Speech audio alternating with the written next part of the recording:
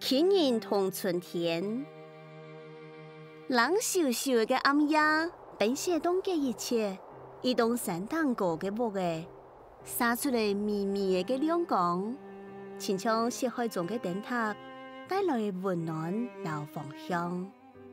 木嘅主人，大家做下很嘅親人，佢除咗身材特別高，樹也拖到特別多，村民係有問題。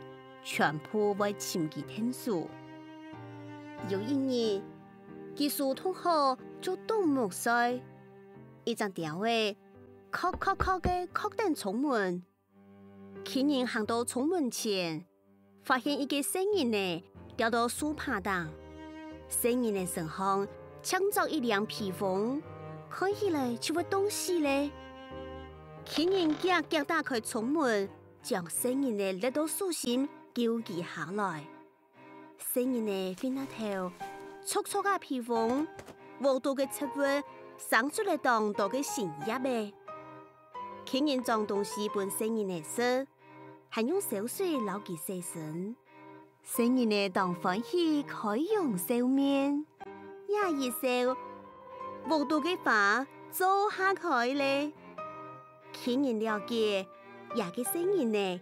就是春天，親人對春天講話，春天傳笑咪咪的回答。親人為春天講故，春天聽的故事就衰脫咧。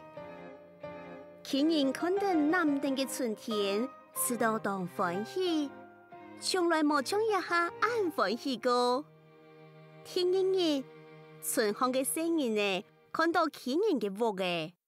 視為入地劍光，佢也到當好奇嘅，撲到從一向頭看，發現屋度有一隻聲音呢。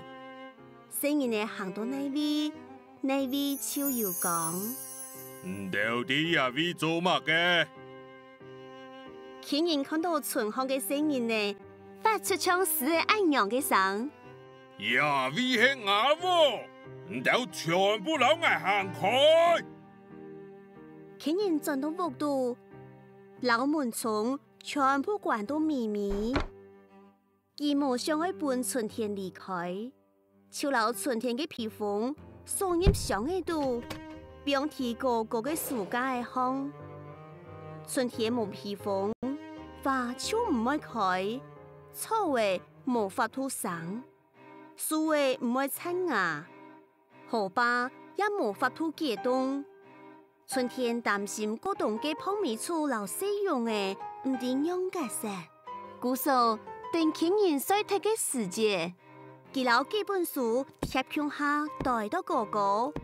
春天他等書本平定一嘅白上樹架，可是將白到上嘅順便，就被親人發現呢。親人攞鎖匙拿走看好，俾到本春天歡喜。親人作為一張頑皮木馬，不過春天總係一出夢等從門外。親人講：因為有我將面拍馬嘅安多幸福，故所我將離開。春天飛那頭，用手指向從門外。親人順着春天嘅樹望過去，拍細細嘅大地點熟熟嘅。冇任何同情，佢哋無視滿小滿皮嘅村民，同接上綠樹嘅聲音呢，都冇見到回應。親人回頭看到春天，感覺心度有一種力量對等自家講話。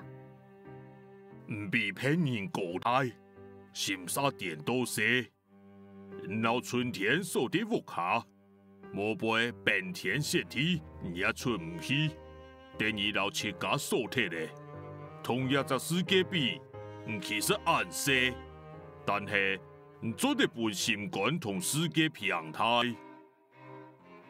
親人聽到自家嘅話，夾心就從病窟頂一條下，當家就用睇咧。親人拿出披風，一針一線。修補爛空，再奔春天早上去，佢打開窗門，春天對佢笑眯眯嘅，風停咧，空氣變得清新。日頭時，穿過又盤又長嘅雲，照曬啲春天嘅盛況。春天又轉到人間咧，從此每隔4年，春天就會到天然屋下貼看人兒。春天來嘅時節，天然會有全世界最強嘅花園。